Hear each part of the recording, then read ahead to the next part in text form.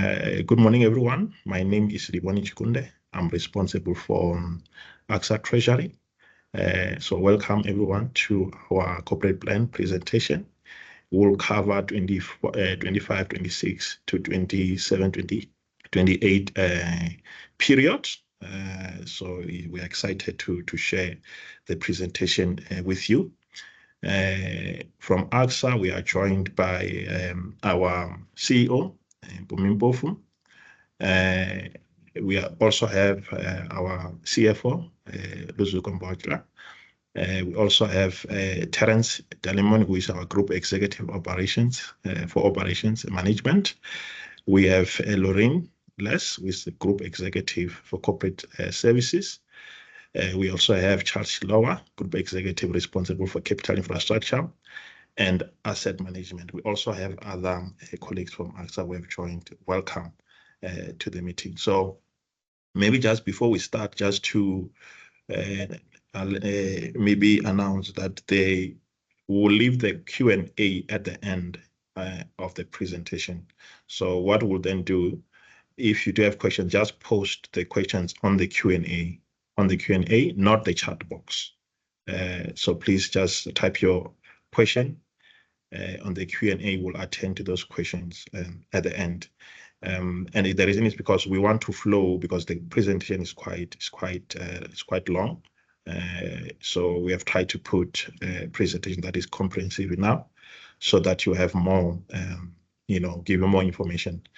And maybe if you do have questions after the presentation, you should be able to contact me. I will leave my email on the Q&A, so you can send those questions to me. And if you also want to have a follow-up meeting with us, we are available. You can request, or you can send your request to me. Those who are joining on LinkedIn, please note that you can send your questions on the chat feature on LinkedIn. So that's how we'll go about the presentation today. So I will not waste any time, so that we have enough time to take you through the presentation and also engage you at the end. I will now hand over to our CEO to do the opening remarks and then start the presentation. Thank you very much. CEO, over to you. A very good morning to all of you on the call, our investors, our stakeholders, bankers, financial partners,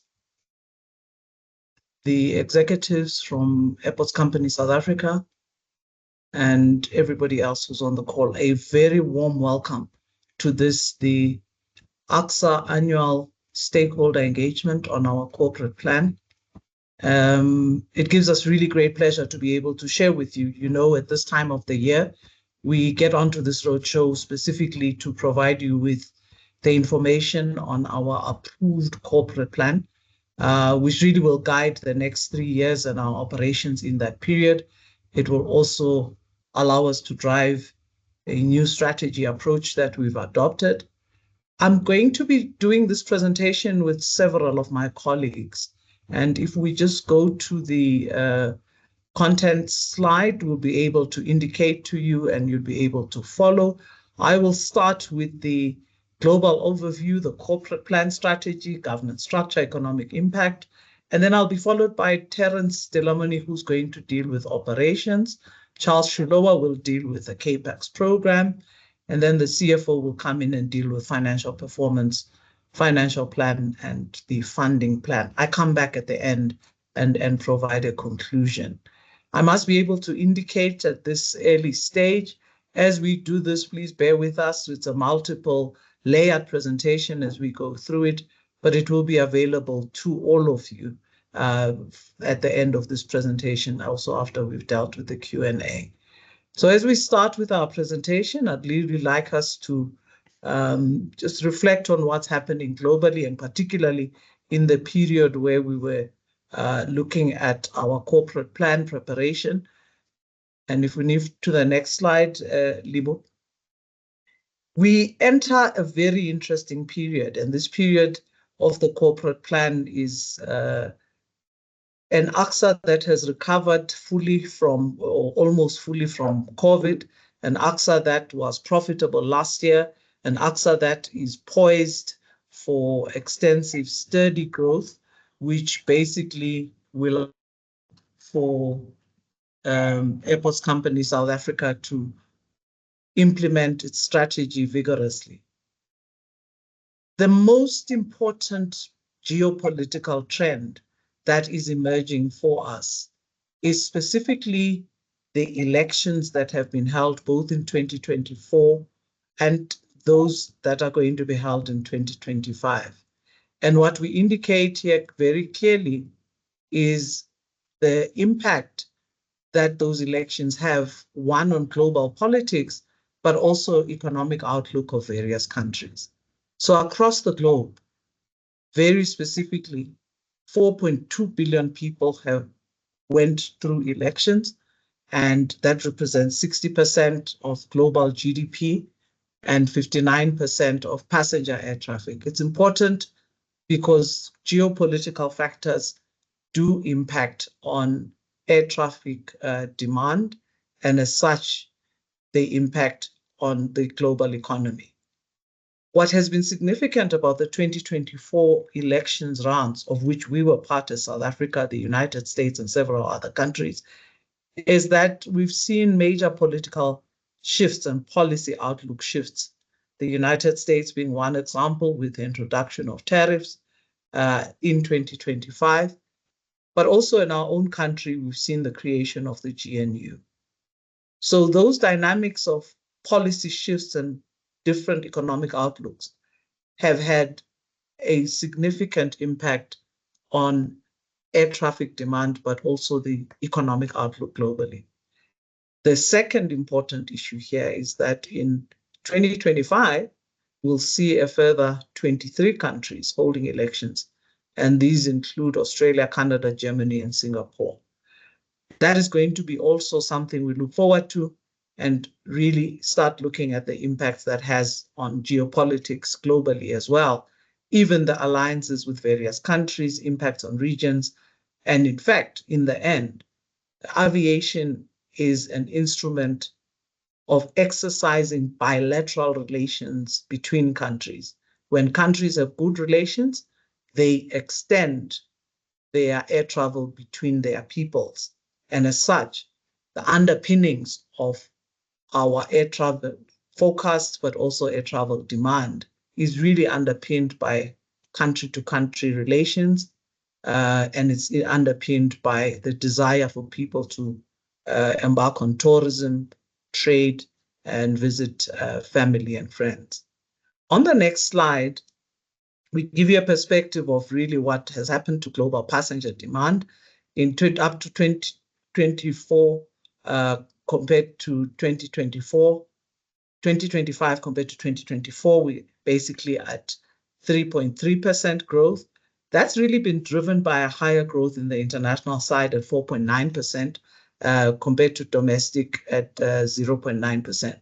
And let me hasten to add that the issue about domestic leveling off is something that is to be quite expected, because what actually happened as we started the journey of recovery to COVID is simply that the domestic recovery was much higher than the international. So that's not surprising at this stage that domestic is leveling off and stabilizing, but we're still experiencing that growth in international travel, which is also catching up, but also impacted largely by potential economic headwinds, which still continue to persist.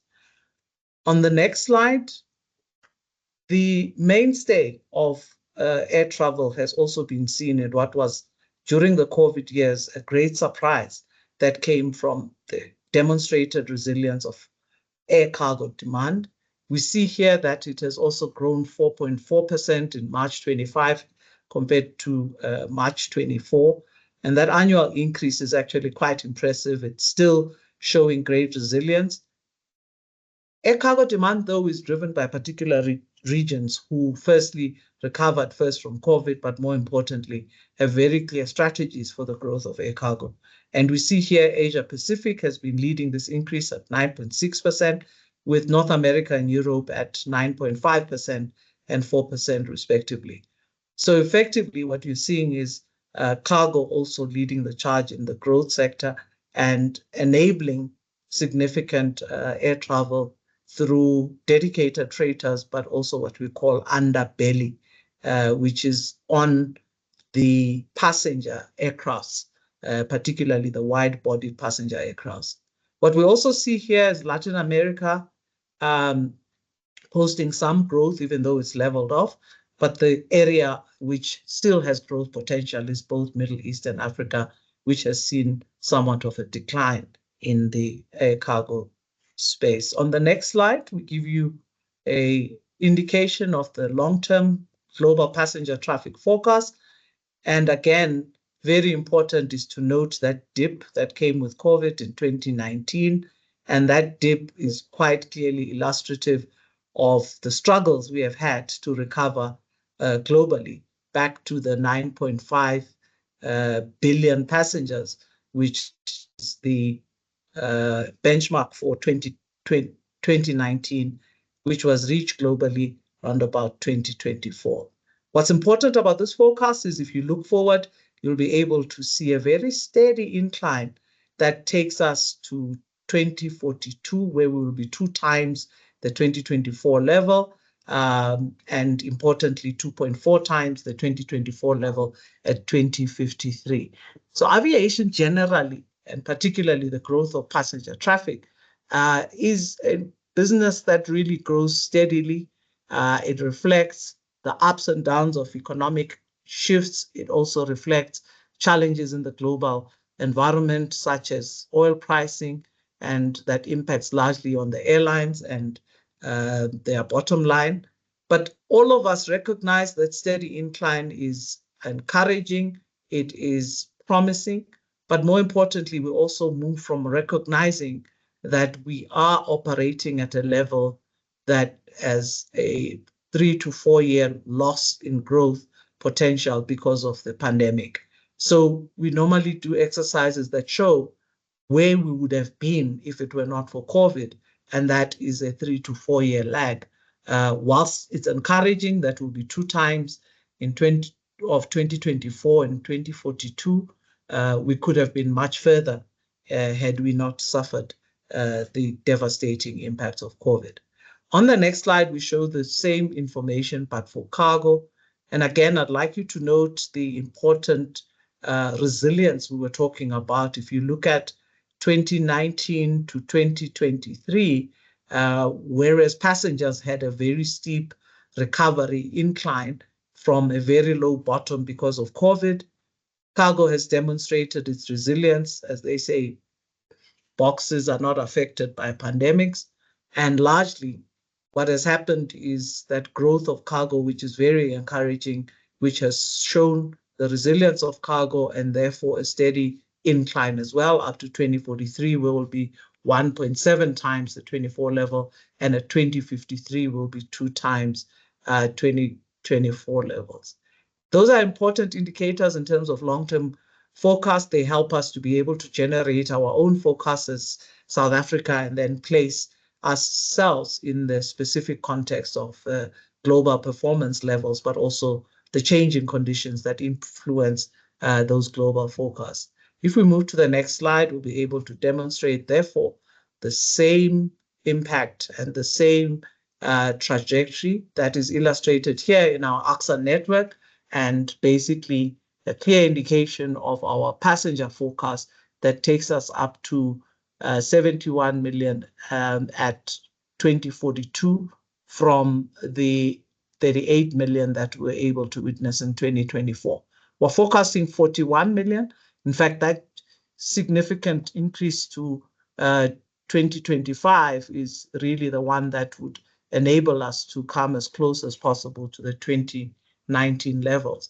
But even then, again, very steady incline, gradual increase, which is influenced both by the global trend, but also our own investments that we're going to make in growing route development and traffic development in our area.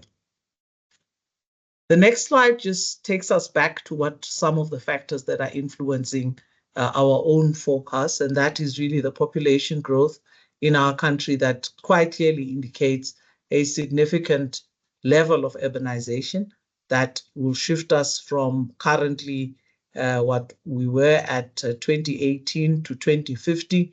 And that significant growth in urbanization and almost a decline in the rural population is an opportunity that fuels an expanding middle class, but also impacts very much on growth in air travel, and particularly our responsiveness to that is to accelerate capacity expansion to meet that rising demand and also make sure that we're aligned with sustainability priorities.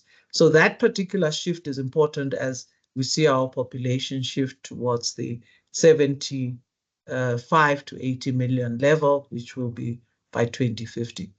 On the next slide, we further illustrate this by just giving you a sense around the propensity to travel, which is measured in terms of trips per capita. And again, there we show, compared to many other countries, the difference between 2023 and 2043.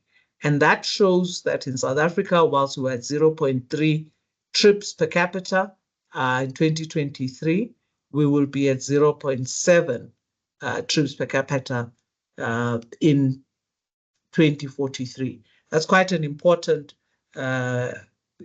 increase because it's supposed to be effectively more than 100% of where we were in 2023. So that difference of 20 years gives us 100% growth in trips per capita, which is quite significant. But out of interest, you can look at the other indicators that show you what that same measure is for different countries. United States with probably one of the highest. People travel a lot in the USA, but Saudi Arabia catching up, almost doubling. That's an important growth also in the Middle East generally, but out of the Middle East countries, we see Saudi Arabia basically doubling significantly in that 20-year period. If we move to the next slide, here we're just looking at air travel and what's going to happen over the period on 2025 beyond, and that basically was set to double by 2040. One of the important indicators is going to be efficiency and sustainability, and you'll be able to see as we talk you through our strategy that those measures start influencing our strategic priorities and in a sense influence the direction that we're going to take over the next 3 years, the next 5 years, and in fact, the next decade or so. Second area of influence is advancements in technology. Growth in AI, biometrics, and green technology are very, very prevalent in the aviation sector, but also will see significant use and growth of the deployment of those technologies in our space. In fact, arguably, we'll be entering the period of 5IR during this particular period with the deployment of various technology advancements and improvements, even in our own platform. What is important in this period, and I think globally we recognize that competition will come from those who are able to adapt and innovate, and more importantly, those who are able to establish general good practice in their businesses to adapt to the flexibility, but more importantly, use technology and innovation to grow the business and create value for their companies. On the next slide, we see and take you to a very critical emerging opportunity, which is the decarbonization of aviation. Whilst there's a general trend that is taking us to a decarbonized future, both the International Civil Aviation Organization and the Airports Council International have all adopted a net zero strategy by 2050. But here we're just analyzing how that will actually pan out. What we're seeing clearly is issues related to carbon offsetting and capture in this particular period. There is going to be a significant growth of sustainable aviation fuels. More importantly, in countries that are well endowed with water, we find that the biofuel base of sustainable aviation fuels tends to have less potential in arid countries like ourselves. But the waterlogged countries like Brazil and others are leading the charge with SAF and will really be global leaders in this respect. What we're also seeing is changes in the operations and infrastructure environment, and they will be from 2035 onwards, disruptive technology that emerges. Finally, everybody would expect that in this changed environment of decarbonization, we will see the changes in relation to aircraft fleet. And in fact, we will, but it's a slow process that will see improvement in fleet efficiency. But secondly, you will see latest generation aircraft that will be introduced. We, in consultation with most of the aircraft manufacturers, Embraer, Boeing, Airbus, all of them are aiming towards basically starting fleet replacements with hybrid models of aircraft, particularly from 2035 onwards. In the intervening period, we're going to see the great use of SAF, which basically will start the journey towards a fleet replacement for hybrid aircraft. The exciting thing about that substitution and growth of new generation aircraft, will also see aircrafts that are hybrid or fully hydrogen operated by 2035. And that basically will then be matched by greater availability of SAF, which is a sustainable aviation fuel, that takes us really to a decarbonized environment. All of these measures have different impacts on cutting emissions and decarbonization, but all of them are intended to ensure maximum contribution by the aviation sector to a truly decarbonized future by 2035. And all countries are making commitments. In South Africa, we're driven by the just transition principle, but in all other countries, emissions from aircrafts are considered to be a significant hindrance, and therefore the interventions of the aviation sector in this regard is encouraged and forced and driven by the United Nations bodies and the International Association of Aviation, IATA, ACI, and ICAO, in just really focusing all of us that whilst we pursue technology, whilst we pursue traffic growth, we do so responsibly in a way that forces decarbonization in that aviation environment.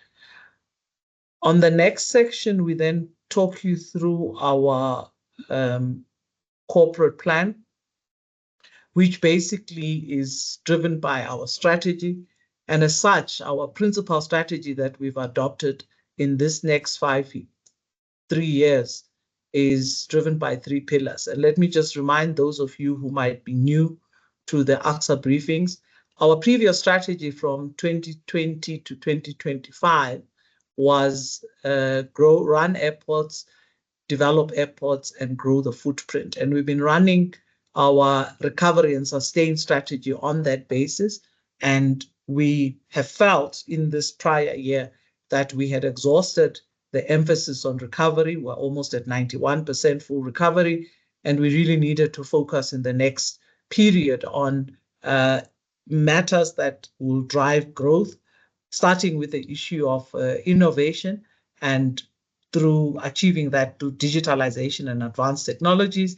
And as I indicated, we aim to achieve this through a vision of achieving a smart airports in our network, and it's also ensuring that we're able to drive technology deployment across the board. The second pillar of our strategy, which is to grow, we have developed a growth strategy which is aimed at increasing connectivity, enhancing revenue streams, and expanding partnerships globally. And the final pillar of our strategy is sustain, which really puts us into the world of financial, environmental, and social sustainability, and looking out for inclusive development, particularly in the areas that surround our airports. We are very clear and conscious. We've adopted an ESG strategy. We'll be doing ESG reporting And in that sense, in our sustainability efforts, we're quite clear about the programs we will run, firstly in financial sustainability.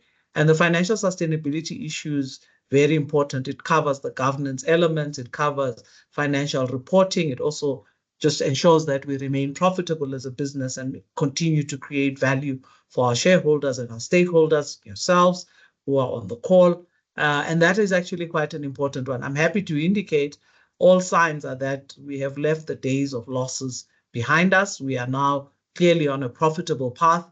And as indicated last year, we had more than 400 million profit. Early indications now are very good. We're looking like we possibly have doubled that profit level, and that's subject to audit though, and that will be reported later on in the year. And what we really want to see is that financial sustainability backed up by a very solid, responsible socioeconomic development program to just take care of the social elements of our ESG component. So in the financial sustainability, we'll also be driving clean governance, and clean governance is very important to us, our anti-corruption measures, cleaning up the SCM environment and ensuring that we just rid our environment of audit findings, negative audit findings, but also just make sure that we're able to clean our environment of corrupt tendencies, of collusion, of measures that have potentially robbed ACSA from maximizing value creation. If I can move to the next slide.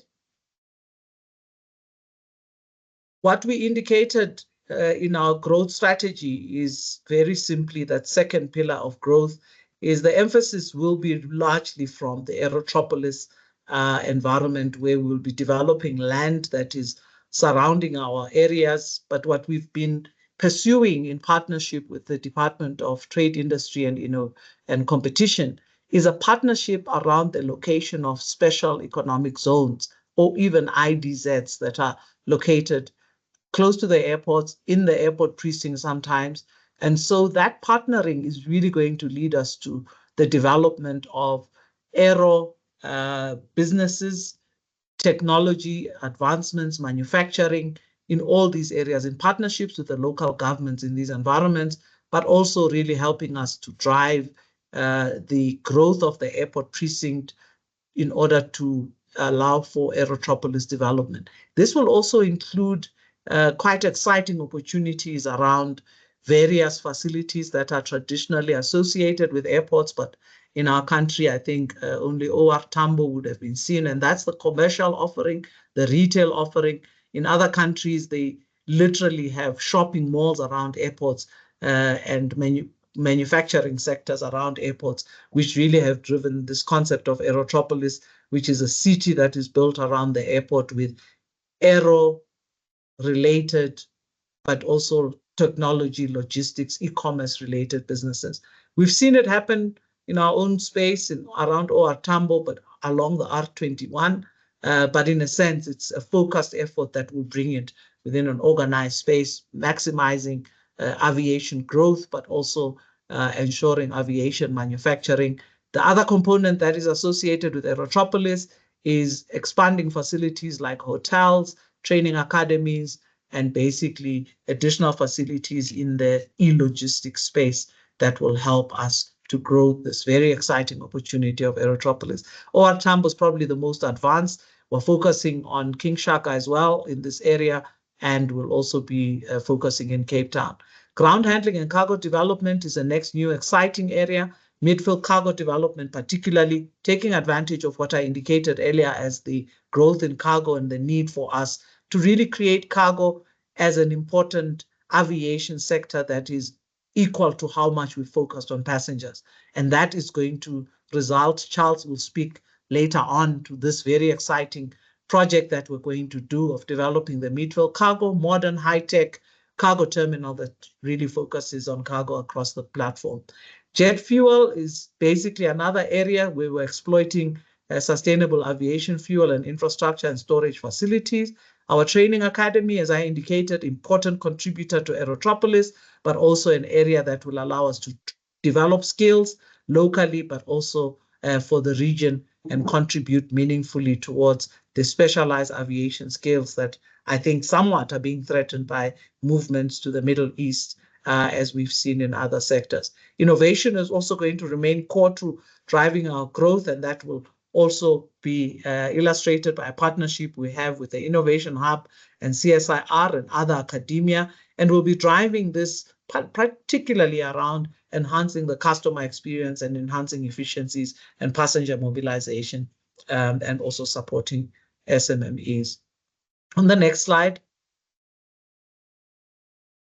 we just refocus the areas of our commitment to sustainability and the net zero goals, very clearly indicated long-term sustainability focus, as I said earlier, financial sustainability, social, environmental, economic, energy transition, and net zero commitment.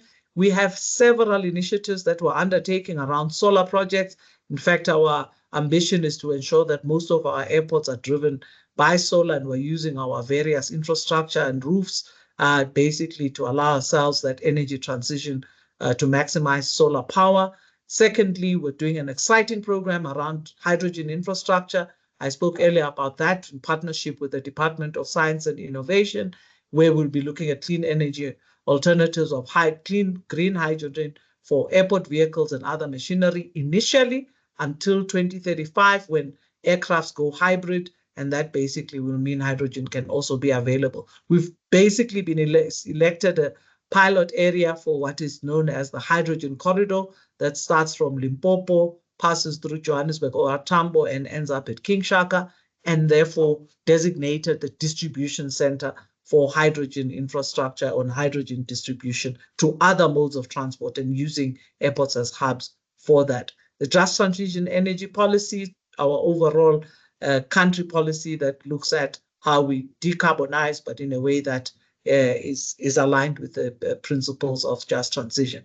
Socioeconomic development, we'll be looking at poverty alleviation, women and youth empowerment and skills development, and we have a much more stronger focus moving away from CSI, corporate social investment, to a budgeted, funded socioeconomic development program to meet our ESG requirements in that space. If you move to the next one.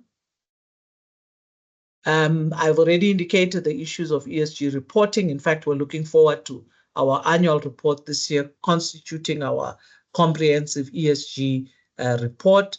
This is quite important, as this has become the norm, particularly to those of you on the call, around the green financing conditions of having ESG reporting. We're doing this to be really a responsible company, but also more importantly, because it's become an increasing requirement on green financing, but also allows us to really extend to the communities surrounding us, 10-kilometer radius for community engagement, but also allowing for opportunities at the airports, particularly for SMMEs and social mobility programs for those communities to access what ACSA actually provides as business development opportunities for SMMEs in our environment.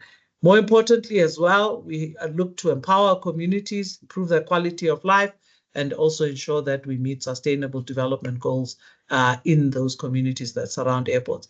We have negative impacts on those communities, such as pollution, noise pollution, etc., and therefore integrating them to be part of the airport precinct, but also airport benefits is just the good thing to do as we become a good corporate citizen.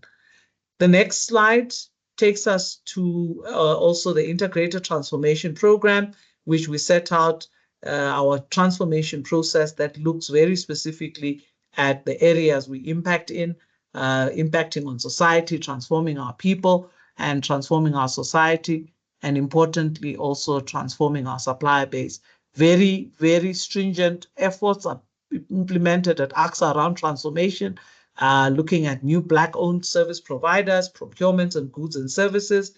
We build capacity in those areas. We focus on SMMEs and QSEs and EMEs and really monitor this very closely. And our performance is also aligned with the Transport Charter, which basically sets the standards for us to be able to meet in the work we do. We also do this importantly in the CAPEX program that we implement, monitor the impact on ensuring we provide maximum opportunities for marginalized groups, and particularly women, youth, and people with disabilities. If we move to the next slide. This basically captures our governance structure and a governance framework with shareholders, board of directors, board committees. We're just sharing this with you. We subject ourselves to the ACSA, Auditor General of South Africa, external audit process, and we run a comprehensive external stakeholder program. The business is actually then driving strategy, and implementation is then in the hands of executive committee, which is all the group executives. If we move to the next slide, please. We do assessments of our economic impact, and the last one was done in 2023. It's a project that we do together with University of Pretoria. They are currently doing the 2024 one, but the last one, which was published, is 2023. And you can see our impact on direct jobs that we've supported at 38,897 in 2023, compared and very close to that 31,000 in 2019. And that shows you that we've almost really fully recovered. We've exceeded the 2029 job creation performance levels, and we've actually reached the highest that we ever have on an annual basis. Our economic-wide contribution is at 65.5 billion, and basically that also clearly indicates that we are recovering were less than the 72.2 billion in 2019, but were, as you can see, the trend much better than we were in 2022. Jobs supported as well, and this means the broader network of direct and indirect jobs at 106,835, and that again relatively comparable to the 2019 figure, and that shows an upward mobility and upward incline in what we do. I think we can safely say this corporate plan period is going to bring significant growth in these numbers, particularly with the 21 billion investment and the impact it's going to have on jobs, and the impact it's also going to have on indirect jobs and economic-wide contribution. The supply chain provided input into the aviation sector wide 9.5 billion in 2023, and that also is the highest since even compared to 2019, and that is really on a steady incline. The next slide, which is my final slide, then really captures our provincial economic impact. We normally measure this is done through the same study, and you can see in Gauteng in 2023, 28 billion economic-wide impact, 46,033 jobs that were supported. That is actually the highest impact we've had. It's because of the size of OR Tambo and its overall impact. As you can see, Cape Town is at 16.7 in economic impact and 27,000 jobs. Third is KwaZulu-Natal with King Shaka Airport at 6.7. A surprising, well, not so surprising, but an interesting caveat is the Eastern Cape, which is at 9.8 billion economic-wide impact. And that's simply because we have two airports in King Palo, East London, and Chief David Stearman, which is in Gqeberha. And those two airports combined give us that overall impact. I will end at this point, and I'll come back later to do the conclusion, but I would then like my colleague, Terence Dilamoni, to take you through the operations area. Thank you very much. Thank you very much, CEO, and good morning to all the colleagues online. I think we've seen an overall global view on what's happening with traffic in terms of passengers, air traffic movement, cargo, and the factors that influence. And in South Africa, which is I'm going to look at, our situation. It's not too different, except to say that we have not recovered yet from, fully recovered from COVID, whereas the rest of the world has recovered. And we'll go through some of the stats that show us what's going on. So if we move on, this slide really talks then to the departing passengers stats. And the reason why we look at departing passengers is because we generate our revenue out of departing passengers. And the trend that we see is overall for the financial year that just ended in March 2025, we had a recovery of 91%. And we saw a growth of 4% against the previous year.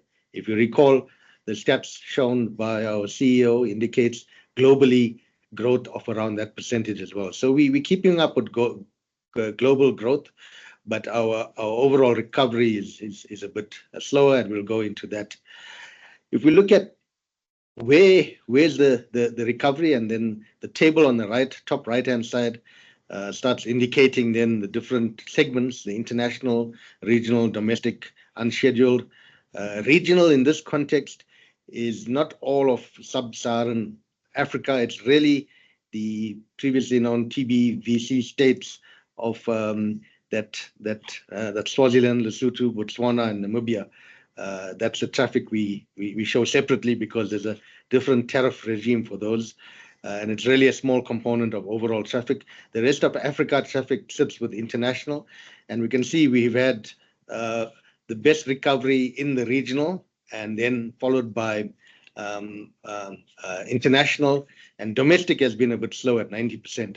And then the unscheduled, I'm not really going to speak about that. It indicates 93%, but a very, very small component. That's really your general aviation type traffic. So overall, we've seen a 4% growth, 91% recovery. The table on the bottom left-hand side, or the graph on the bottom left, indicates our 9 airports. Obviously, OR Tambo being the largest, getting close again to 10 million departing passengers. Then Cape Town, King Shaka, and the rest. Interestingly, you'd see airports, the smallest airports in the group, from George, Bram Fisher, Kimberley, and Uppington, all have fully recovered. And that really talks to the traffic profile that we're seeing is really still driven largely by business. Has come back quite a bit, but we're seeing a lot of visiting family, friends, relatives, and leisure travel that's coming through. And George in particular is a very popular place at the moment, that part of the world. So overall, and Cape Town, we're seeing a 98% recovery from a traffic perspective. If we move on to the next slide, we start then looking at the air traffic movements, and these are just the number of landings. Again, we generate revenue from the number of aircraft that land, and we see year on year a 1% growth, slightly better recovery than passenger recovery at 92%. What we found in the last year, whilst we've had good growth in the international space, 3% growth, regional 5%, we've seen domestically a slight decline from last year of 2%. And that's really related to the fact that some airlines in the domestic, or a particular airline, has reduced the number of frequencies. Interestingly, you'll find that the number of seats in the market still remain the same. So if you look at the substitution of the number of aircraft replaced by larger type aircraft, so you'll see later that the number of seats that we have in the market is fairly much the same. In terms of the airports that have recovered quickest, it's Cape Town. So Cape Town's got all of its traffic back and more, 112% recovery. The lowest recovery is at King Paulo, and then Bram Fisher and King Shaka Airport, which means that the frequencies going into those airports have reduced since COVID. And it really talks about airlines placing their fleet where the demand is, where the potential for additional traffic is, and really the airports haven't, they've really lagged behind from a recovery point of view. The next slide then takes us through the load factors. Load factors are very important for airlines in particular, and noting that, and that really talks to the total number of seats in the market and the seats then that are taken up. And we can see overall we've recovered and more than recovered to pre-COVID levels, and we're averaging 76% load factor, which the airlines will tell you they're very, very happy about at the moment, because load factors exceeding 70% means that they really start making some money from those routes that they fly. And the obvious reason is that we are seeing less capacity in the market as we've seen in terms of the air traffic movements. We've seen some growth in passenger numbers, so hence the increase in load factors. And again, domestic load factors leads that 80%, and international and regional at 70%, which are really decent load factors. And as I indicated, that's important for airlines because the better your load factor, the more money you can generate out of those flights. I think on the domestic side, if we move to the next slide, Livu, we'll talk about seat capacity. But this is quite important in that one of the CEO mentioned what are the factors that drive our passenger movement and our air traffic movements. A lot of it is economic, what is happening in terms of GDP, talks to business confidence, and those are your key drivers. However, another important component is the capacity that we have in the market at the right time. So this sort of indicates that from a capacity point of view, we've recovered at 86%, but you see the capacity has kind of leveled off. And that's really what we're seeing now is that we do need more capacity at the peak times. So whilst airlines would say that, we've specifically domestic airlines would indicate that we have sufficient capacity in the market. And from their perspective, I can see where that comes from because you're achieving decent load factors, you're able to generate revenues. But we find that on your key trunk routes over weekends and other peak times, it's difficult to get seats. And so, there is, and these stats indicate that there is room to increase capacity at the right time. Obviously, when it's low season, low demand times, it's difficult for airlines because then you're flying aircraft that are not that profitable. But so I think finding that mix between putting in capacity at peak times versus other times is quite important, and that brings us to us looking at extending, for example, operating hours so that we can start spreading those peaks and bring in more capacity. Again, if you look at the seat capacity at the bottom left, you'll find George Airport has really recovered to about 99%. So a lot of seats going into George, but also achieving good load factors. And then Cape Town at 94%, also indicating quite a good growth rate there. The next slide just indicates then the number of airlines that we have operating pre-COVID and currently domestic. We currently have 5 operators compared to 8 pre-COVID. You'll see international, most of those have come back. So the international, even in terms of the air traffic movements, you've seen that they've almost fully recovered. And then regional traffic as well. We're seeing seven airlines compared to 6. So really, the capacity constraint is really on the domestic side. If we can move on, cargo also a key driver, and you'll find later on, and the CEO has mentioned, there needs to be a bigger focus on cargo in terms of the infrastructure that we have for cargo. It's certainly a growth area. Although if you look at the graph, you might tend to wonder why it's leveling out. But if we look at pre-COVID times where we had that particular year where we did 693,000 tons was really during COVID, and it was the last quarter of that financial year where there was a lot of cargo being carried around, particularly medical supplies and the likes.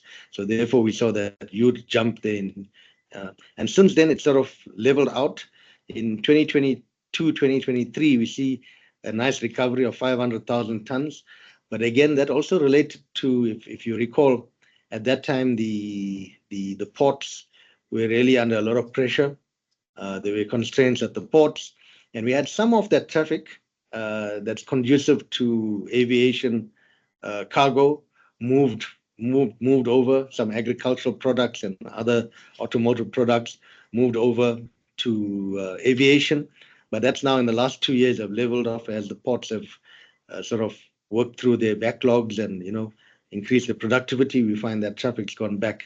However, the long-term growth for cargo is still extremely positive, particularly with e-commerce, which we don't believe is fully exploited here in the country. So there's huge room for growth. And on a year-on-year basis, the growth sort of compares to the global growth rate. We did see earlier that certain areas like Asia Pacific is growing at close to double digits, and that talks to what's happening on the graph at the bottom, because there you see the number of freighters. So the top graph is looking at tonnage, and the bottom graph looks at the number of freighters, and you see a decline in the number of freighters. What happens in South Africa, we still have about 80% of our cargo that's transported not on freighters but on passenger aircraft, in the belly of passenger aircraft. So therefore, we're still able to sustain that cargo growth and the rate of tonnage that we carry. But you find that dedicated freighters, slight decline. Again, operators are looking at routes, noting that there is a challenge with capacity, with the number of aircraft that's available in terms of just the manufacturing supply chain and the ability of the aircraft manufacturers to supply aircraft on time. So these airlines would really have to look at how they deploy aircraft. So if you have traffic and demand in Asia Pacific, they would move certain of that aircraft to those routes. But overall, we're still maintaining strong and a stable cargo growth. And I think my last slide after this is really, so what is the forecast looking like in terms of passengers on the one side and aircraft landings? I indicated that in terms of passenger numbers and aircraft landings globally, we've seen in this year or towards the latter part of last year, full recovery. In our case, from a passenger point of view, we expecting to see full recovery for domestic traffic, not in this financial year, but in the next financial year. That's 26-27. In fact, next year, this year, the year that's passed, we saw 91%. In this current year, we'll probably get to about 95%, and then we'll see full recovery after that. International traffic, certainly, we've already seen that recovery, and by the end of this financial year, fully recovered and stable. And in terms of aircraft landings, we're seeing a similar trend that from a domestic point of view will recover in 26-27. I do believe that the current domestic operators are constantly looking for more capacity to grow their fleet sizes, and it's been a challenge because there is a shortage of aircraft in the market, and once that stabilizes, we'll see more capacity into the market. But colleagues, that's very quickly overall how we've performed from a traffic point of view and where we're going over the next 3 years. Thank you, Livhu. I think I'm done.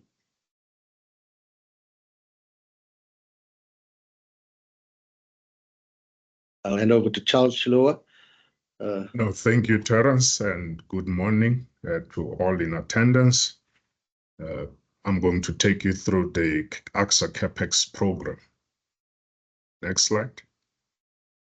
This is the summary of our CapEx program. 21.7 that is scheduled for the permission period, meaning the 5-year period. And the graph above just gives you a breakdown from FY24 to FY25, how the cash flows were expected to be spent. The first bullet point just give you an indication of how we have fared so far. In the first 2 years of the permission, we've managed to achieve 1.4 billion against the budget of 1.5 billion. The third bullet point and the fourth bullet point just give you the split. We're saying 72% of the capex is on refurbishment, with new capacity accounting for only 15%. And in the corporate plan period, which is a 3-year period, we're looking at efficiency and technology just accounting for only 14% of the total capex. Next slide. I am now going to just take you through the overview of the OR Tambo major projects. This first slide indicates the midfield cargo. It is a project, one of our key projects that the CEO already talked about. And as you can see, this is just the architectural impression, essentially indicating the integration between the new midfield cargo terminal that we're going to develop and the OR Tambo site. And it indicates access to the site and from the site, asset and facilities management, site and battery limits with OR Tambo, which is the actual integration. Next slide. This is another architectural impression indicating admin block. Next. From here on, we're just going to give you an indication of a category in which this project falls. It is new capacity, as I've indicated. It is aimed in phase 1 to deliver 750,000 tons per annum capacity. And as you can see, the cash flows scheduled from 2025 all the way to 2030, and the project value of 5.7 billion. Next. This is the midfield terminal complex. So I think it's important to make the distinction. One is the cargo complex. The other one is the passenger terminal, which we are planning to develop between the two OR Tambo runways. And as you can see, it will be new capacity. A terminal building will be developed. It will add about, say, 10 million passenger capacity. And then at the bottom, you can see from the bar graph, we're looking at a 15 billion project with cash flow starting from year 2028 onwards. Next. This project is also for OR Tambo, and most of you are very much familiar because you traveled through OR Tambo. When you do international, there are two terminals. We have Terminal A, which is the one that we are looking to refurbish, and you have Terminal B, which is sort of integrated more or less with domestic check-in. So this terminal hasn't been refurbished in the longest of time. So what we are looking to do is to ensure full refurbishment of the terminal and make sure that all our systems are compliant. The ambience is also, refreshed, to meet our passenger requirements. And at the bottom, you can see that's the value. We're looking at 415 million for this project, and the cash flows expected to start in 2026. Next slide. This is the site corridor refurbishment, specifically on the domestic site, domestic air site. And as you can see, it's a refurbishment project, and we are planning to make sure that the seating is upgraded, the gates are upgraded. So in the next few years, you're gonna see an OR Tambo that is different from what it is today, because most of our assets or parts of our airport will have been refurbished. And at the bottom, you can see we're planning to spend 1.1 billion with cash flow starting in 2026. The next slide. This is the last project that we're going to talk about for OR Tambo. It is a refurbishment project. We currently have cargo facilities or cargo warehouse facilities and we are planning to ensure those are refurbished and at least give them an extended life of about 10 years. We're looking to spend 512 million with cash flow starting in 2025 onwards. Next. These are major projects for Cape Town International Airport. The first project is Terminal 2 redevelopment. Due to COVID, we had to make some changes to our initial scope. We are planning to phase this project and make sure that we concentrate on areas that currently are congested, which is the international departure, the immigration, the security part of our airport in Cape Town. We're planning to spend not in one phase, in multiple phases, the aggregate amount of 4.3 billion with cash flow starting in 2025 onwards. Next. Second project for Cape Town International Airport, which you're also very much familiar with, because when you land, you have to travel or walk through a long corridor. So we are going to change that for you.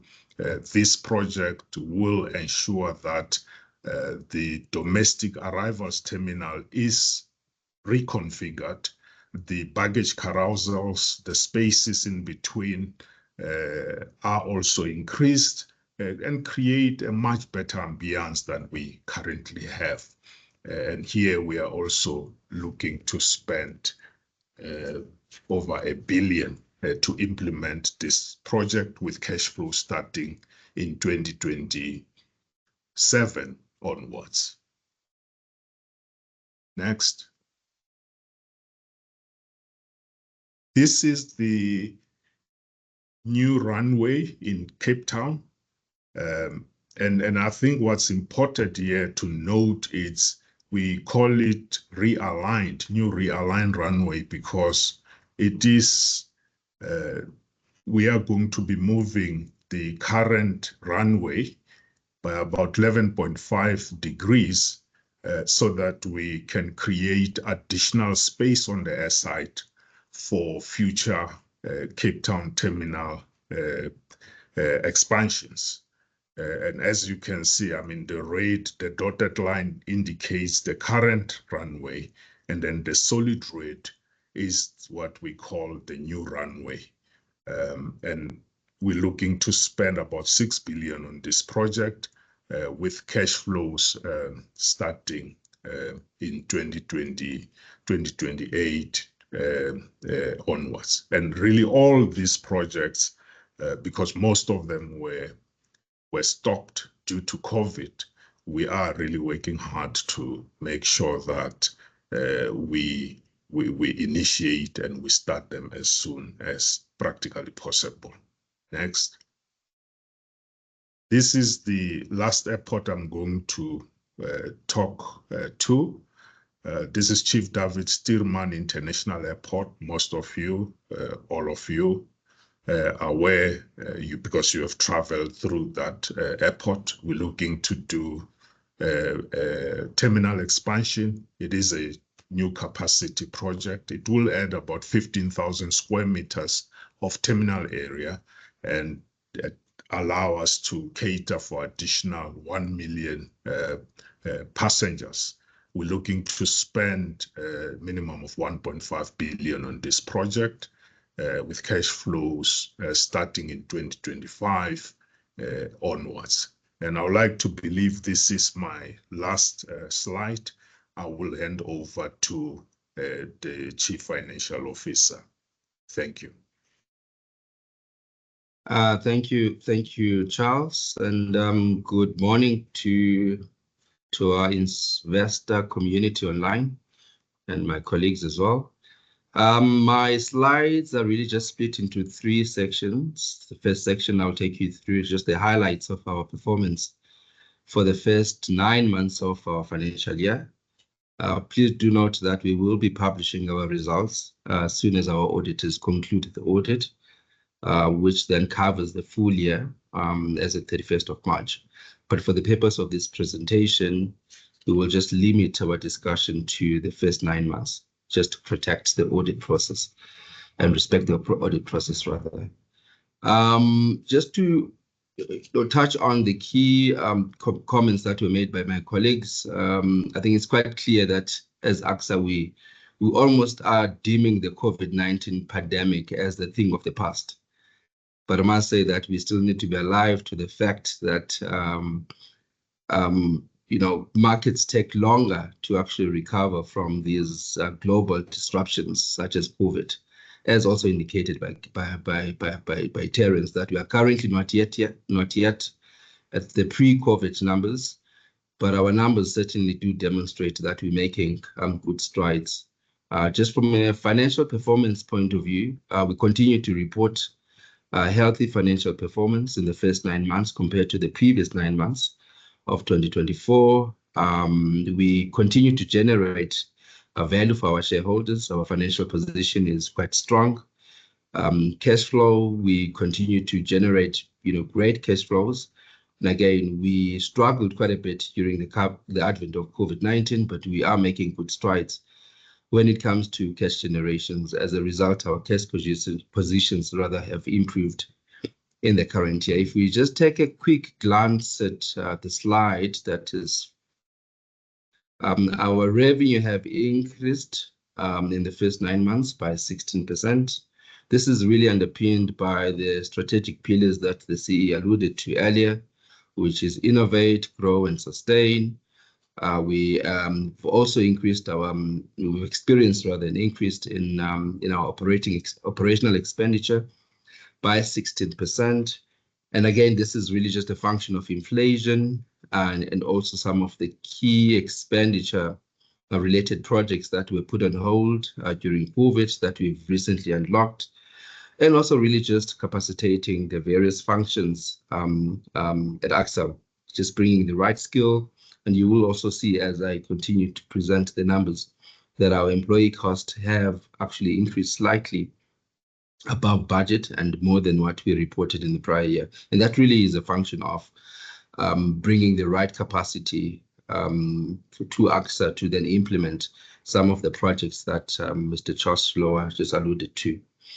Our EBITDA has also increased by 14%, which is an improvement from a 2.1 billion in the previous year to a 2.4 billion in the current year, which really just lands us at a 35% increase in the first 9 months of profit before tax, from a 900 million to a 1.2 billion in the current year. Our assets have slightly reduced by 3% in the current year. That really is a function of a depreciation rate that is much higher than the rate that we capitalize. But you will then see in the coming years, as we start spending on CAPEX, that our assets will then start also increasing significantly. Quite also pleased to share that our gearing has also improved in the current year, reducing from 17% to 11%, which really just gives us enough headroom now to go out to the market and raise the necessary debt that we require to then support the CAPEX projects that we are alluding to. Capital expenditure in the first 9 months has also more than doubled, in fact, compared to the 283 that we had last year to a 570 million in the current year. And really, this is really a function of us as an entity putting the shoulder to the wheel and ensuring that we then deliver on this CAPEX of 21 billion that will be rolling out in the next 3 years. Obviously, this is the first few years, and the numbers then ramp up in the latter years of our corporate plan. And also quite pleased to share that our debtors have also improved significantly in the current year from 88 days to 76 days. We will also see when we then look at our cash flows that our cash flows really have improved. This is really just a function of us really putting the necessary effort behind our collections. Our next slide then gives us a snapshot of our profit for the year and all the drivers behind the numbers, rev, and comparing again performance against budget. Also, just to indicate that we reported rather 5.8 billion versus the 5 billion last year, and also above the 5.7 billion of revenue that we had budgeted, and primarily driven by both the aeronautical revenue, which in this case was slightly below budget due to lower traffic than what we anticipated. However, our non-aeronautical revenue, that is your retail, property, parking, actually gave us a sterling performance in the first couple of months. Hence the performance above budget in revenue. Employee cost slightly above budget, as indicated. Again, we really are on the drive of capacitating and bringing the right skill in the various functions. OPEX slightly below budget, and again, this just really speaks to some of the key expenditure that we then incur in that space. Your repairs and maintenance, which we've aggressively incurred in the current year just to catch up on the backlog that we experienced during COVID. Security cost as well, that has also increased quite significant in the current year. IT-related costs and also property-related costs are among the key drivers behind the OPEX that we're seeing of 2 billion.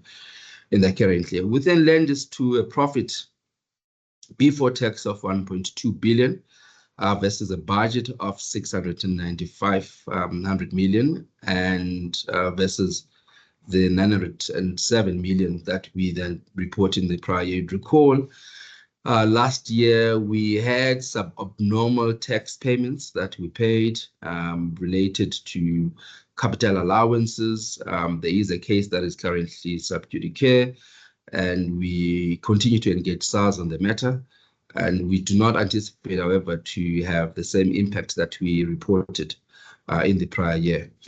Profit for the year, we had closed the 9 months with 800 million versus obviously the budget of 500 million, which really is quite a notable improvement compared to the prior year of 643 million.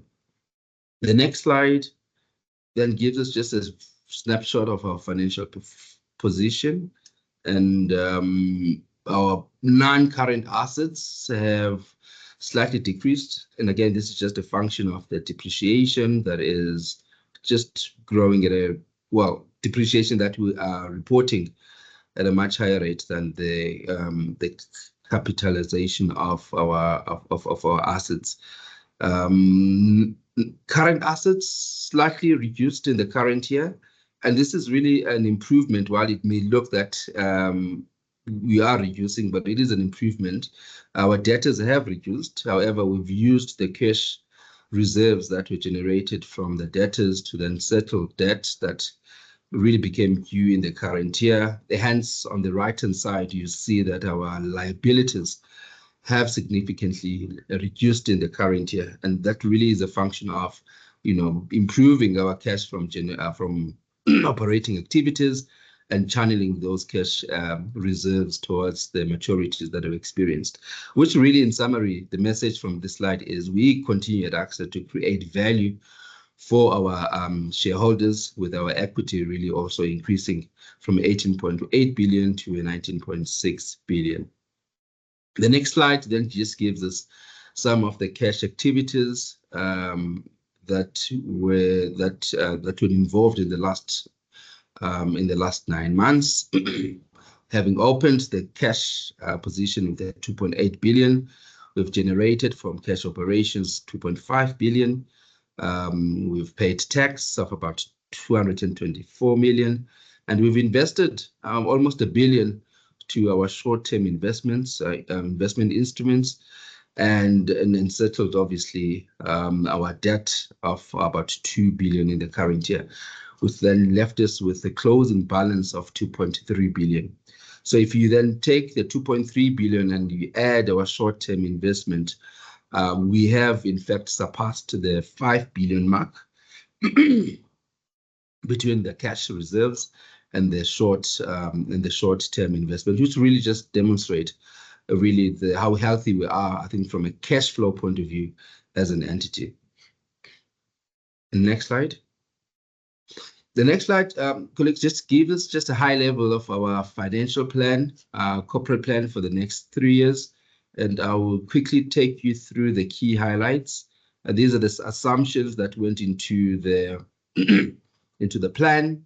A 4.3% increase in the first year of traffic, 3.7 and 3.3% respectively in the following years. CPI of 4.5 was assumed, and also capex of 2.3, 6.5 billion. And obviously, these are billions. So 2.3 billion. Apologies for the error there. It should be 2.3 billion, and a 6.3 billion, and a 13.3 billion in the last year, which then really speaks to the projects that Mr. Shilowa was presenting earlier in the various airports. We obviously do not assume, or rather include in our plan, any dividend distribution. These are considered once we report our audited financial statements. And again, just for the purpose of this presentation, we have just included a 10% cost of debt. But obviously, this will certainly change as we engage you separately in various corners. Can I then go to the next slide? Revenue, obviously, this is then just how we then translate those assumptions into numbers. Our revenue is anticipated to grow by 14%, 12%, 10% in year 1, 2, 3, and really underpinned by aeronautical, which is driven by traffic that was presented by Terence, and 12%, 11, and 8% traffic growth.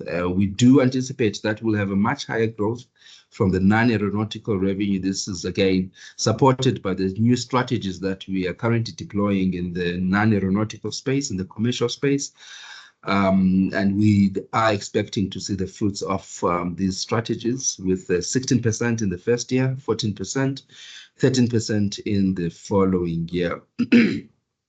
Also included in these numbers, obviously some of the new strategies that we are currently deploying, for instance, in the jet fuel space, where previously we really were just renting out land. We are now participating in that space, and that has given us an upside in revenue, and that's also included in these numbers.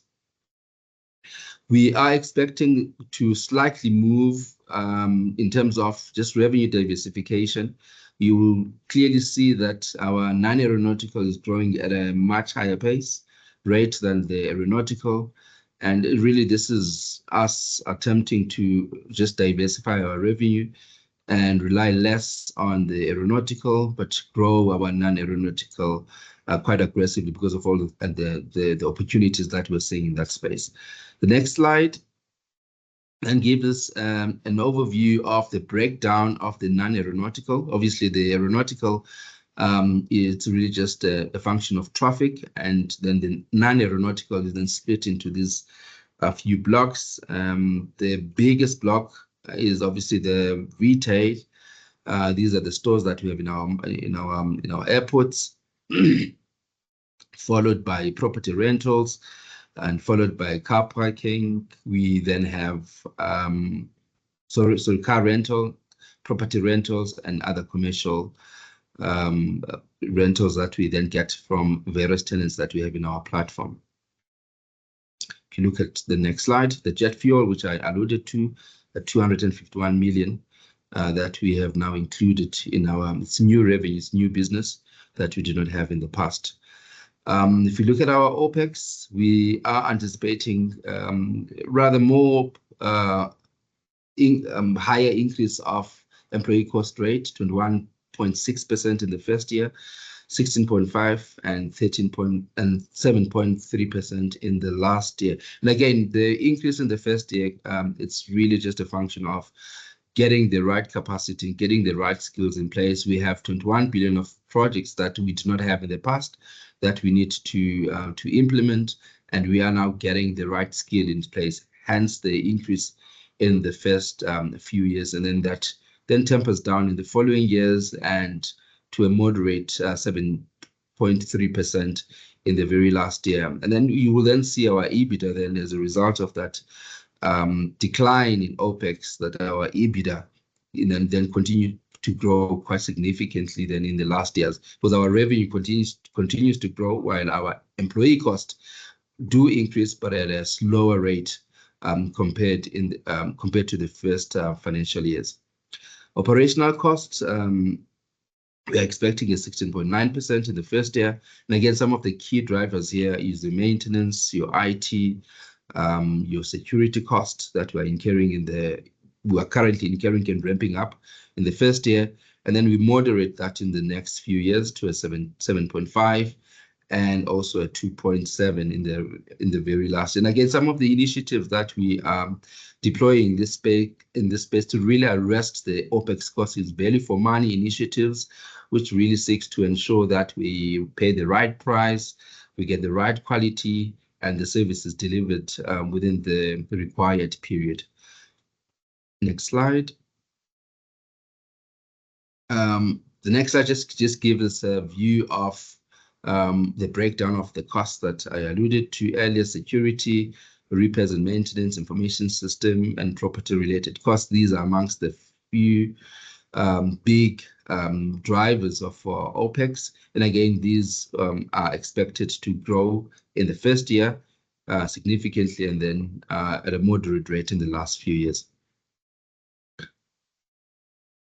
Next slide. Profitability, we are anticipating a 19%,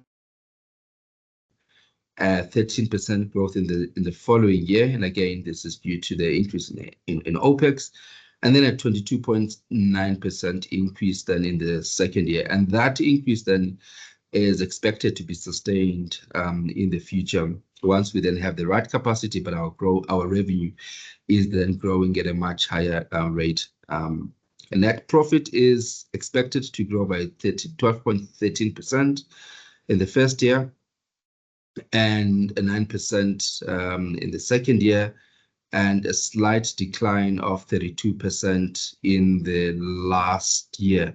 And that is on the net profit performance. If we then go to the next slide. Next slide just takes us through the funding, some of the key highlights from our treasury desk. We've repaid the 1.5 billion. These are the activities that have happened in the last nine months. In the last 9 months, we've paid about 1.5 billion worth of debt, mainly 768 million preference share dividends, and 544 million of the fixed rate bond that matured during the financial year.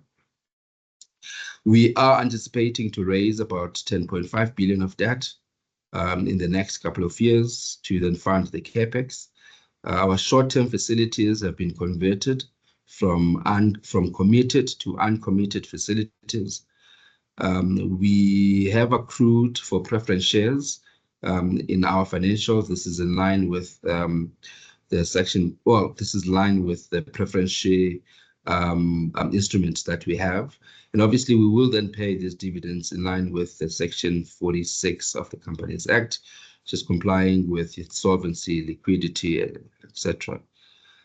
Financial ratios are expected to remain the same. They have actually improved in the last 12 months, and then we expect them to improve again in the next couple of months. And we are expecting to pay debt of about 1 billion in the next couple of months in the corporate plan year, a period of 3 years. And if you just look at the profile of our debt, where we are, where we come from, and where we anticipate to end at the end of the corporate plan, we are, as indicated, we have a 21 billion of capex that we need to spend. Of that 21 billion, we anticipate that 10.5 billion will come from the debt market, and 11.1 billion will then be funded from our cash reserves from operations. We do anticipate that our debt levels will will then increase significantly then in the next 3 years, from the 8 billion as indicated by the graph to an 18 billion at the end of the corporate plan. And we are obviously will be going out to the market to sort the necessary debt. And some of the key considerations is obviously the tenure of the debt, the pricing, and the flexible terms and conditions that will then be suitable for ACSA.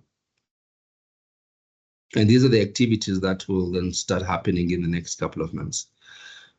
This again just gives us a profile of our debt maturity for the next 3 years. We do have notable 2 instruments that are maturing in the next 2 years. One, we have an inflation-linked bond of 2.5 billion. This will be refinanced as per our corporate, our investment, our financing strategy.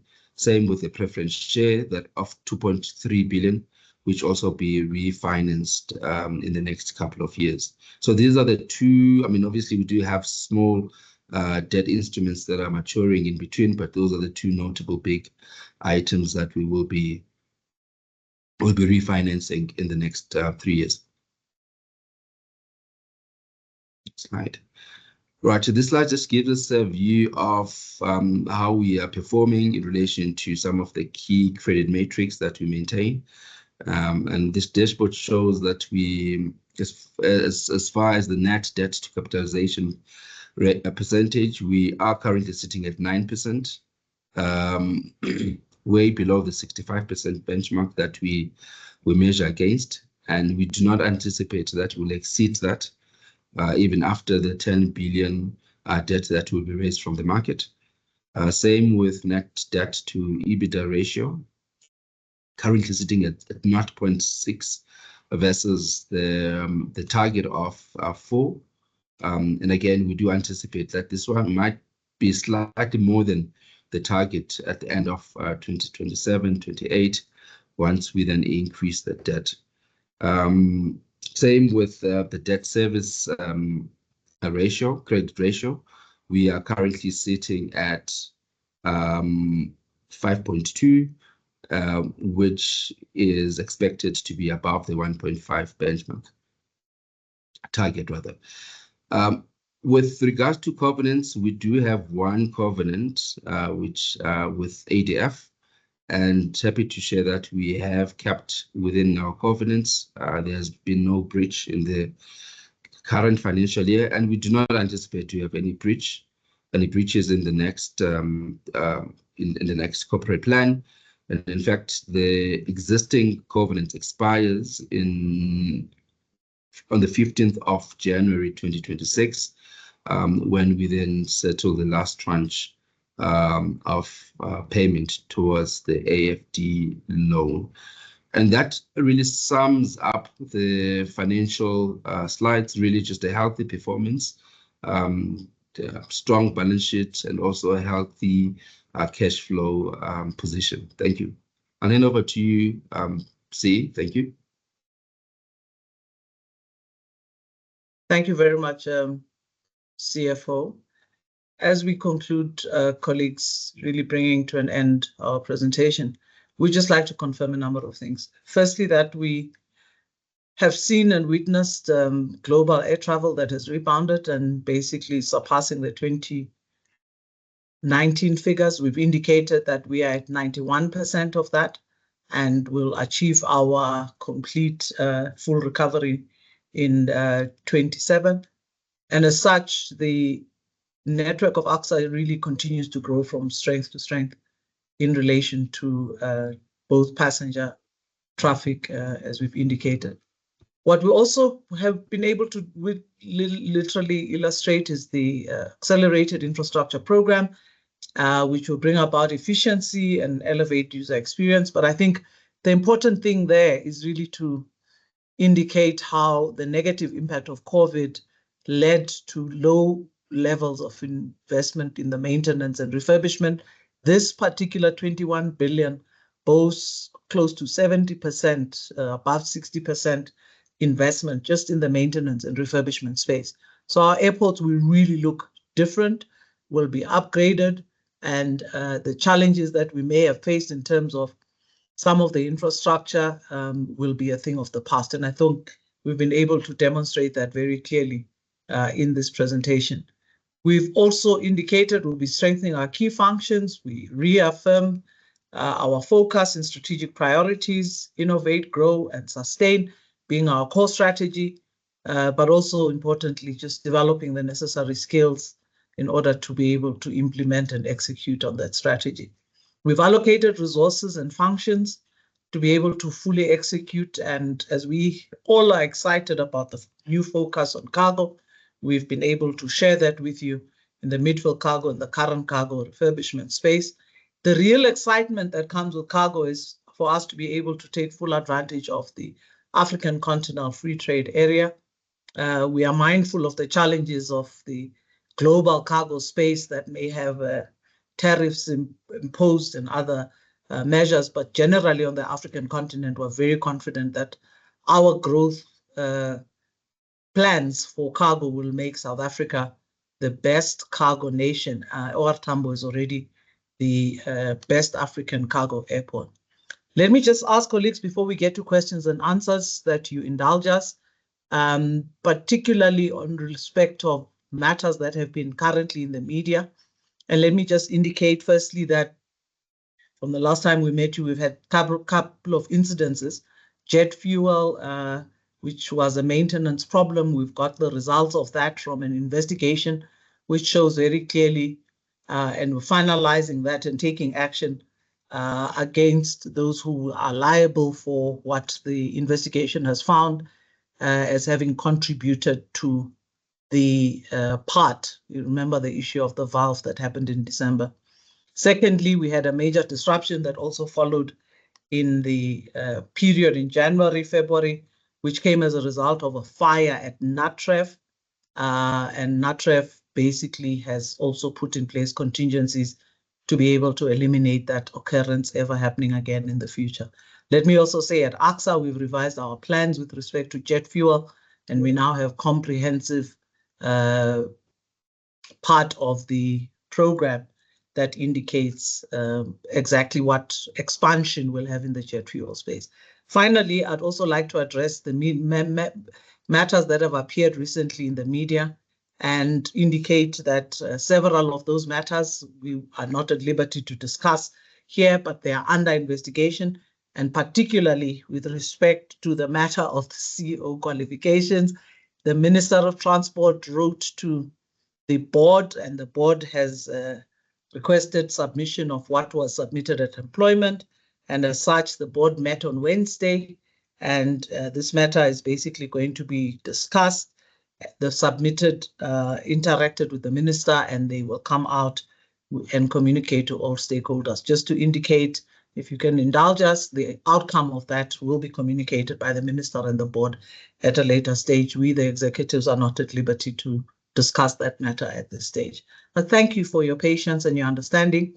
And all other matters that have been raised are under investigation, and in due course will come out very clearly. We're very transparent at ACSA with the outcomes of those investigations to indicate what has happened. So we lead now to the open question and answer session, and we hand back over to you, Libu. Thank you very much for attending, but also more importantly, we look forward to a useful engagement at this point. Thank you.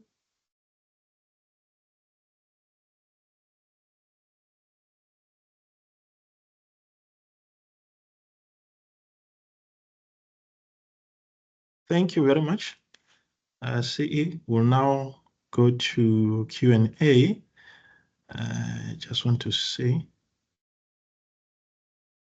if there are any questions. Okay. Okay, I think there's a couple of few questions. Okay, the first question comes from Krell. The question is, I thank you for the session. Could you please indicate how much of the 10.5 billion funding is expected to come from the bond market? I suppose that is directed to the CFO. And then the second question can come from Duncan. He says, please explain the rationale for converting committed facilities to uncommitted. Also, I think the CFO will address that one. And then please elaborate on the decline in net profit for 27-28. So the CFO will also touch on that. And the last, okay, I think there are questions that are coming. Okay, maybe let's address those. I think it's the first 3 questions or so. CFO, and then we'll cover the rest of the questions after your response. Thank you.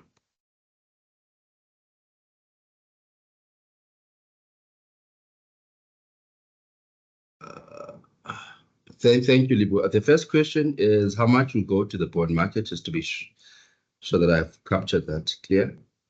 And is the committed facility, the decline in net profit, I think. Is that correct, Libu? Can you just confirm? Correct. Thank you. Right. Just on the first question, we haven't decided in terms of the split and how much of the debt will come from the bond market.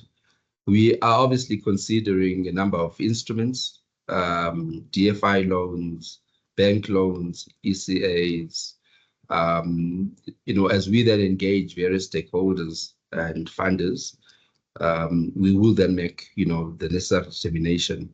And again, that will be informed by the tenure of the instrument, the pricing, the terms and conditions. And obviously, most of these projects are mainly infrastructure, and one would expect that most of the instruments that we will basically entertain are more long-term, in line with the life of the infrastructure project that we will be raising, we will rather be spending on. On the question of the rationale between committed and uncommitted, now, what we quickly realized as we were deploying the interventions around cash generating activities, that we are quite liquid as an entity. And the commitment, the short-term commitments rather, were concluded, I think, during the COVID years, when we had challenges with liquidity. And this really means to ensure that we have access to some credit facilities on a short-term basis. And obviously, these then come with some fees. And having reflected, on our liquidity position, we made a decision that the committed facilities are no longer necessary, but we did convert them to uncommitted, which then would still enable us to unlock and have access to those facilities, but perhaps not as quickly as the committed facilities. So really the rationale was liquidity has improved. There's no need for committed facilities, but we will certainly revise that position as we then start spending our cash reserves. So we are saving on committed fees by merely just converting to uncommitted facilities. Decline in net profits, that is really a function of interest. And again, you would have seen from the graph, that was one of the slides that was presented, that we will be going out to the market and raise billions of rands. And as such, that attracts additional interest, which we are currently, not paying. But we are paying interest, but not to the levels that we will be paying once we then raise the 10 billion debt. So that really is the main reason behind the decline in the net profit. Libu, I'm not sure if there's any other question while I'm still on the floor. For now, let me just maybe browse through and see if there's any question that relates to you. Okay, I think you have responded to the question. The question coming from Lerato says, do you intend on coming to the debt capital market soon? Are you happy with the cash generation capability? Yeah, so that one is answered. So we'll come in the last year of the corporate plan. That 10.5 billion that we spoke about is in 27-28, so that is covered. So yeah, I think that's all CFO for you for now. Let me just go back quickly to see there is 2 questions relating to jet fuel. From Duncan, can you provide more detail on the business model for the new jet fuel strategy revenue? And then there's one that talks to this. There's been Chatham about jet fuel availability at the airports. Could you explain how the responsibilities for fuel provision are divided between ACSA and customers? I'm not sure if I understand that, but yeah, maybe we'll allow the CFO, the CEO to respond to those 2 questions. And then there's one directed to Charles that will then will give Charles an opportunity to respond to. Thank you.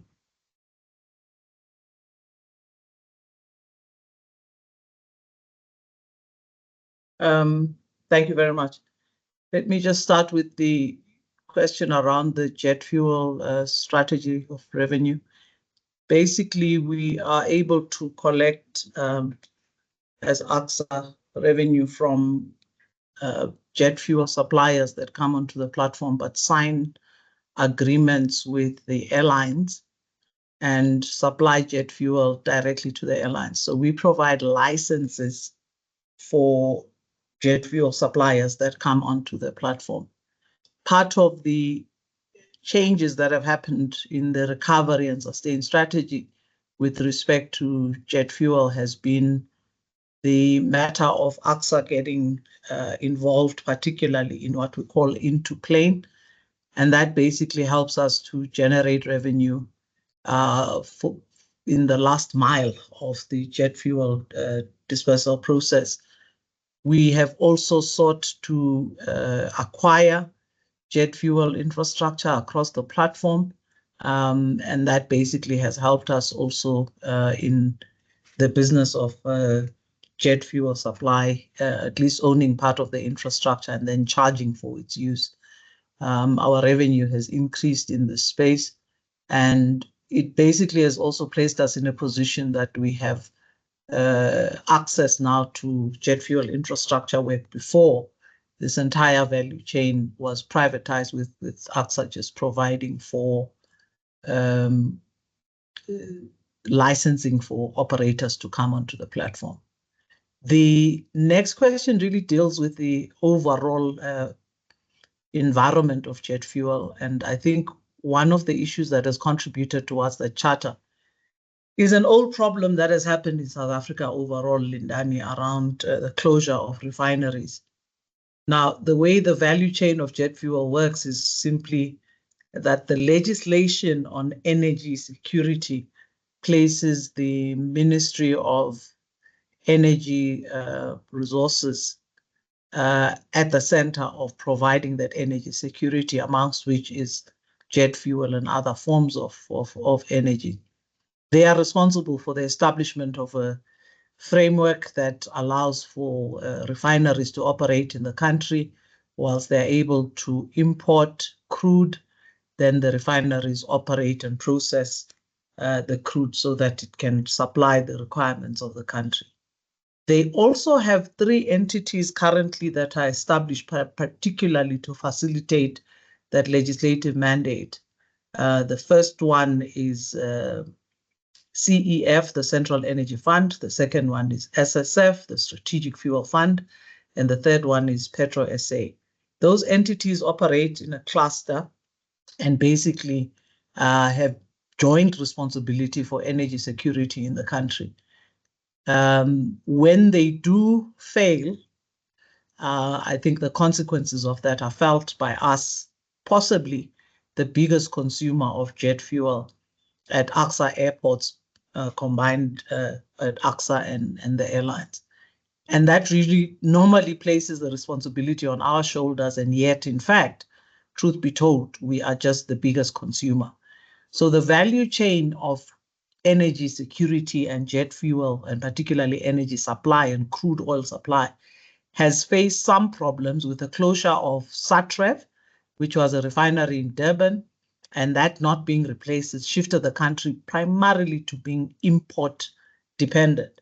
Now, being import dependent is problematic in the sense that in certain instances, you will find that the supply doesn't arrive on time when it's required, and then it has knock-on effects on our ability as ACSA to supply, to ensure that airlines get their supply. I explained earlier that ACSA does not supply but provides the infrastructure in the form of fuel tanks and some of the infrastructure now in the form of into-plane infrastructure, which enables the supply of jet fuel by jet fuel suppliers to airlines directly. So the challenge that we face realistically is one that has been because of our public responsibility to indicate. At OR Tambo, for instance, we have a capacity for jet fuel of 10 days of supply. And that basically is the buffer and the contingency that we keep. So when we have incidences such as the fire at Natrev, when we start depleting that 10 days worth of stock, and that number starts going down to closer to 5, we have an international responsibility to warn airlines that we are facing a risk and a challenge. And it's normally at that point when we issue a warning of saying there is a challenge because we're not getting the supplies, either because of a fire at Natrev or because vessels are not arriving in Durban, that normally, the chatter happens and almost as if it's our fault, yet in fact, it's the suppliers that are either because of disruptions such as a fire or disruptions in shipping the vessels coming through that as a result. The reason we have an international obligation is because the airlines globally that are coming here must be able to say, well, are we able to fly to South Africa? And we issue notice to airmen that enable them to divert to other airports, to pick up fuel elsewhere, to make major stops. It's just really to aid the planning for airlines. We have had a process with the Minister of Transport. We hope that we've overcome a lot of those problems, but in essence, it is our huge consumption at airports together with airlines that really normally creates the problem when there is a shortage of supply caused by factors that are totally beyond our control. And so, we really hope people understand that the reason we're normally at the top of the subject is because we are a consumer, the biggest consumer of jet fuel in the country. And as such, we need to warn passengers. People are booking air travel tickets everywhere across the world on their phones. And if they are not informed in a transparent way that there might be a risk in the destination they're going to in South Africa, that's just considered not good for planning purposes in the aviation sector. I hope I've dealt with the whole context for jet fuel as well, and Charles can deal with the next question. Thank you. Thank you, Seim. Maybe before you, there's another question that has to do with sustainable aviation fuel. If you can respond to that as well, Seim. And before we move on to Charles, the question is from Daken. Can you please provide some more detail on ACSA's role in sustainable aviation fuel? Let me ask Charles to deal with that sustainable aviation fuel in the detail. It lies in his environment, and it's really about the specific area of the development of aviation fuel. They work together on that with hydrogen, please. Charles, if you can cover the SAF area as you do. Thanks. Thank you very much. I'm going to start with sustainable aviation fuels. What we're currently doing is we have been tracking developments in the SAF space across the globe. Various airports have been identified, and we have been benchmarking with those airports, making sure that on the South African side, we are able to then start to prepare ourselves for the full implementation of sustainable aviation fuels in future. So it's still work in progress, but we believe that this is where aviation fuels are going into the future. The second question that is posted, it's on implementation of CapEx, and I would like to agree with Lindani. We are aware of that. There has been delays previously, but I think it's important for me just to mention that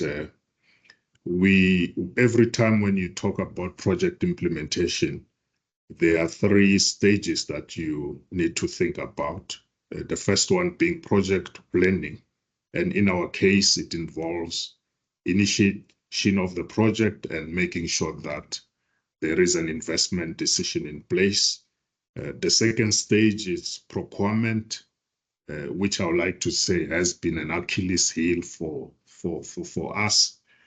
And then the last one is implementation, the actual, it's like contracting at the legal level, at an agreement level, and lastly, the execution. Like I indicated, procurement has been problematic for us. But what has happened in the past months, the procurement space has been restructured. We have a chief procurement officer who has been appointed, and he has been hard at work to ensure that the space is reconfigured. People are brought on board to make sure that we deal with the area that we have identified as a weakness. And lastly, and maybe let me add that on project planning and investment decisions, we believe that we have things under control. And so also on the implementation side, we believe that once procurement has been addressed adequately, which we are currently busy with, as I've indicated, we should be where we are to meet the CapEx commitments that we have made. And then lastly, it's overall resourcing. Our HR division is hard at work, increased capacity to make sure that we get the personnel that we require to execute this project. So just to summarize the response, it's yes, ACSA, it's aware there have been challenges in the past, but as I've indicated, we are dealing with all of the challenges to make sure that we can deliver on our commitments on CapEx. Thank you. Okay, thank you, Charles. I don't see any questions. So I think it's just 1 minute before 11 o'clock. I will hand over to the CE to close the meeting. So before I do that, just to note that I've posted my email address there on the Q&A. So if you have further questions or you want to engage us further, please email to you can send your email to me. Thank you. Over to you, CE. No, thank you very much. I just wanted to also, before I just thank and conclude, just indicate some of the areas that might be explored in relation to the SAF matter. Firstly, in just the regulatory space between the International Civil Aviation Organization and SACA, the South African Civil Aviation body, they are developing some work and really exploring possibilities which would be regulated in South Africa for the use of SAF. The second is, as Charles indicated, there would be demand assessment in relation to various countries that are already using SAF, and if they are clients in ACSA, the issues about how we're able to provide opportunities for refueling them in the South African context when they've converted fully to biofuels or to SAF, sustainable aviation fuels. Largely, the issue of biofuels is going to be driven by the issue of sustainable aviation fuels is going to be driven by biofuels. And earlier on in my comment, as I introduced the subject, I suggested that we are slightly slower as South Africa because our real production of biofuels is not really compared to other countries, is not competitive in relation to other countries. So there's exploration of biomass and biofuels that are going to be developed in this area. There's also exploration of areas of waste oils and waste and plastic waste, development of SAF in various areas. And the real issue is CAA is in the process of currently looking at the various biofuels and looking at what would be regulated, looking at where there is the demand for the use of biofuels by particular airlines, and then would regulate in the South African context what can be used, what passes muster, and what really meets the requirements of the industry. In both this area and in hydrogen, we've decided that we would start initially not depend on the aircraft, but start with alternative energy on the platform. So some of the areas that can be converted, operating systems, etc., will be the first to be converted into those areas. And then we will move into really a hybrid period with SAF, biofuels, and then move to the ultimate of green hydrogen in that way. But a lot of it is going to be also supported by the equipment manufacturers converting the equipment to being biofuel ready. But in essence, we would look at all of those opportunities in the ACSA. So for us, any operating system, if it can convert to a sustainable fuel or sustainable energy, we would make sure that we are moving forward to enable it to happen in that way. It's our carbon footprint that we aim to reduce over the period, and that reduction, even if we start with the baggage systems or the vehicles, etc., as we go along, and all of the operating systems on our platform will convert over, say, a decade from SAF to hydrogen as we proceed. Thank you. But more than anything else, I think my task was I just thought I'd clarify that because I was hoping Charles would give detail. But more than anything else, would really like to thank you for your attention. Thank you for attending this very important session of the briefing on the corporate plan. As there was an indication, please indicate if you want one-on-ones or further questions. And Libu will be able to facilitate that and ensure we're able to engage you fully on the corporate plan as we move forward towards its implementation. I'd like to thank everybody on the call, particularly those from the investor community. I'd like to also thank the ACSA colleagues who worked tirelessly and very hard in the production of this corporate plan and are ready, raring, and eager to start with implementation as the year has started and ensure that we can achieve the objectives of our strategy, but of growing this very exciting airport network to greater heights. This is the period we're poised for significant growth at ACSA, similar only to the lips of 2010, which were aimed for a particular event. In this instance, that natural growth is intended to grow our capacity, grow our operating systems, innovate towards ensuring technology-driven passenger journeys that really make airports a pleasure to be at. Thank you very much for your attention. And I'd like to end the session there. Thank you.